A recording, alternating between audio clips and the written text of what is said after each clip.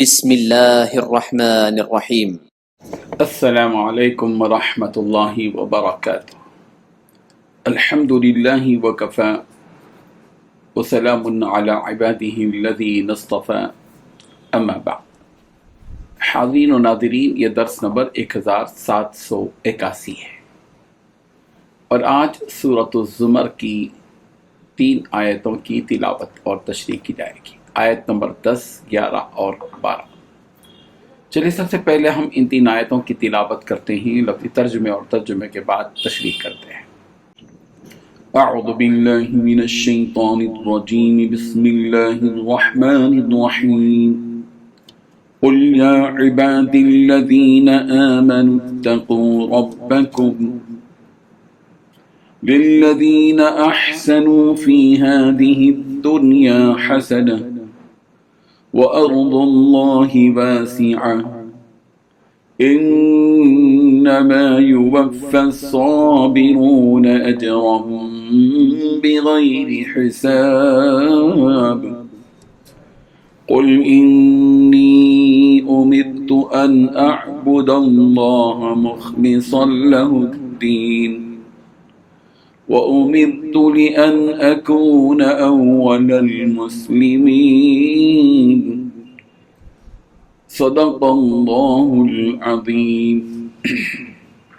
لفظی ترجمہ یوں ہیں، قل آپ کہہ دیجئے، یا عبادی اے میرے بندو، الذین وہ لوگ جو آمنوا ایمان لائے ہو، اتقوا تم ڈرو ربکم اپنے رب سے، للذین ان لوگوں کے لیے جنہوں نے احسنوا اچھے عمل کیے، فی ہذہ دنیا اس دنیاوی زندگی میں، اس دنیا میں، حسنہ بھلائی، ظاہر ہے کہ ان کی بھلائی ہے، وارض اللہ اور اللہ کی زمین، واسعۃ کشادہ ہے، انما یوفی بس پورا دیا جائے گا، الصابرون صبر کرنے والوں کو، اجرہم ان کا اجر، بغیر حساب بے حساب۔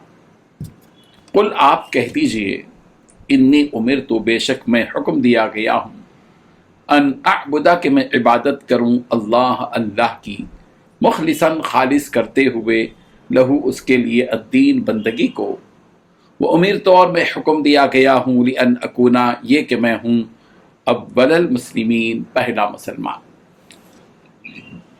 ترجمہ یوں ہے، کہہ دو کہ اے میرے ایمان والے بندو، اپنے پروردگار کا خوف دل میں رکھو، بھلائی انہی کی ہے جنہوں نے اس دنیا میں بھلائی کی ہے، اور اللہ کی زمین بہت وسیع ہے، جو لوگ صبر سے کام لیتے ہیں ان کا ثواب انہیں بے حساب دیا جائے گا۔ کہہ دو کہ مجھے تو حکم دیا گیا ہے کہ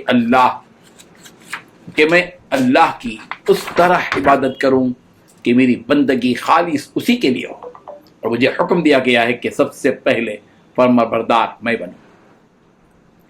ان 3 آیتوں میں 6 باتیں بیان کی گئی ہیں۔ پہلی بات، کہہ دو کہ اے میرے ایمان والے بندو، اپنے پروردگار کا خوف دل میں رکھو۔ دوسری بات، بھلائی انہی کے لیے ہے جس نے اس دنیا میں بھلائی کی ہے۔ تیسری بات، اللہ کی زمین بہت وسیع ہے۔ چوتھی بات، جو لوگ صبر سے کام لیتے ہیں انہیں ان کا ثواب بے حساب دیا جائے گا۔ پانچویں بات، کہہ دو کہ مجھے حکم دیا گیا ہے کہ میں اللہ کی اسی طرح عبادت کروں کہ میری بندگی خالص اسی کے لیے ہو۔ چھٹویں بات، مجھے حکم دیا گیا ہے کہ میں سب سے پہلا فرمانبردار بنوں۔ بزرگان محترم، پچھلی آیتوں میں مومن اور کافر کے درمیان فرق واضح کیا گیا کہ وہ دونوں برابر نہیں ہو سکتے، مومن مومن ہے، کافر کافر ہے، مومن کی زندگی الگ، کافر کی زندگی الگ، مومن کا انجام الگ، کافر کا انجام الگ، اس لیے کہ مومن تو جنت میں جائے گا اور کافر جہنم۔ ان آیات میں جن کی تلاوت کی گئی، مومن کو نیک کاموں کی نصیحت کی جا رہی ہے اور انہیں جو اجر دیا جائے گا اس کا تذکرہ بھی کیا جا رہا ہے۔ چنانچہ اللہ تعالیٰ فرما رہے ہیں کہ اے نبی، آپ ان مومنوں سے کہہ دیجئے کہ اپنے رب سے ڈرا کریں، تقوی اختیار کریں، پرہیزگاری اختیار کریں، اس کی نافرمانی کرنے سے بچیں اور اس کی اطاعت میں کوتاہی کرنے سے بھی بچیں، اس لیے کہ جو لوگ اچھے عمل کرتے ہیں آخرت میں ان کا معاملہ بھی اچھا ہی ہوگا، اگر کوئی برا کرتا ہے تو اس کا انجام بھی بہت سخت ہوگا، اور اگر تمہیں اپنے مقام پر رہ کر اللہ کی عبادت کرنے میں دشواری ہو رہی ہو اور اس کی وجہ سے تم پر ظلم کیا جا رہا ہو تو ظاہر بات ہے کہ وہاں رہنے کی تمہیں کوئی ضرورت نہیں۔ اللہ نے جو زمین بنائی ہے وہ بہت ہی وسیع ہے، تم اس مقام کو چھوڑ کر کسی ایسی جگہ چلے جاؤ جہاں تم آسانی کے ساتھ اللہ کی عبادت کر سکو۔ سورہ نساء کی آیت نمبر 97 میں بھی اللہ تعالیٰ نے فرمایا الم تکن ارض اللہ واسعۃ فتہاجروا فیہا، کیا اللہ تعالیٰ نے جو زمین بنائی ہے وہ کشادہ نہیں ہے؟ تو پھر وہاں ہجرت کر چلو۔ اس ہجرت کے دوران تمہیں جو مشقتیں آئیں، تکلیفیں پہنچیں، تو اس پر تم صبر سے کام لو۔ جو اللہ کی راہ میں صبر سے کام لیتا ہے اللہ تعالیٰ اسے اس کی ہر تکلیف پر بے حساب اجر دیتا ہے۔ حضرت قتادہ رضی اللہ عنہ نے فرمایا کہ اللہ کی قسم تمہارے لیے نہ وہاں ترازو ہوگی اور نہ ہی کوئی پیمانہ، یعنی بلا حساب و کتاب تمہیں اس صبر کے بدلے اجر عطا کیا جائے گا۔ حضرت انس رضی اللہ عنہ سے مروی ہے رسول اللہ صلی اللہ علیہ وسلم نے فرمایا ترازویں لگائی جائیں گی، پھر نمازیوں کو لایا جائے گا اور انہیں تول کر ان کی نماز کا پورا پورا اجر دیا جائے گا۔ پھر ایسے ہی اہل صدقہ کو لایا جائے گا، انہیں بھی تول کر پورا پورا اجر دیا جائے گا۔ پھر ایسے ہی حجاج کرام کو بلوایا جائے گا، انہیں بھی تول کر اجر دیا جائے گا۔ پھر ان لوگوں کو بلایا جائے گا جن پر آزمائشیں اور مصیبتیں ڈالی گئیں، لیکن ان کے لیے نہ تو کوئی ترازو قائم کی جائے گی اور نہ ہی ان کے نام اعمال پیش کیا جائے گا، بلکہ بے حساب اجر ان پر انڈیلا جائے گا۔ اس اجر کو دیکھ کر وہ لوگ جن پر کوئی آزمائش نہیں ڈالی گئی یہ تمنا کریں گے کہ کاش ہمارے جسموں کو بھی قینچی سے کاٹا جاتا، یعنی اتنی مصیبتیں ہم پر آتی تو آج ہمیں بھی یہ اجر ملتا جو انہیں ملا ہے۔ اللہ کے نبی صلی اللہ علیہ وسلم کو حکم دیا جا رہا ہے کہ اے نبی آپ ان مشرکین مکہ سے کہہ دیجئے کہ مجھے تو یہ حکم دیا گیا کہ میں صرف اور صرف ایک اللہ کی عبادت کروں اور میری بندگی خالص اسی کے لیے ہو۔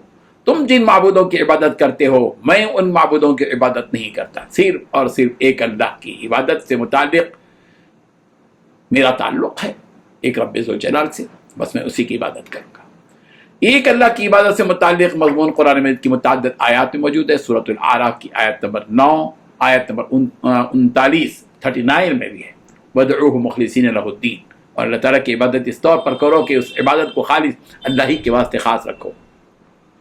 سورہ مومن کی آیت نمبر 14 میں بھی کہا گیا فَادْعُوا اللَّهَ مُخْلِصِينَ لَهُ الدِّينَ وَلَوْ كَرِهَ الْكَافِرُونَ، تم اللہ کو پکارتے رہو اس کے لیے دین کو خالص کر کے گو کافر برا مانے۔ مجھے تو یہ بھی حکم دیا گیا کہ میں ہی سب سے پہلا اللہ کا فرما بردار بنوں اور خالص اسی ایک اللہ کی عبادت میں لگا رہوں، پھر بعد میں دوسروں کو اس کی دعوت دوں۔ اسی حکم کا نتیجہ تھا کہ آپ علیہ الصلوۃ والتسلیم سب سے پہلے وہ شخص تھے جنہوں نے اپنے آبا و اجداد کے دین کی مخالفت کی اور ایک اللہ کی عبادت کی، اور آپ نے اپنے رب کے حکم پر پورا پورا عمل کیا۔ اللہ تعالیٰ ہم سب کو عمل کی توفیق عطا فرمائے۔ آمین۔ وآخر دعوانا ان الحمد للہ رب العالمین۔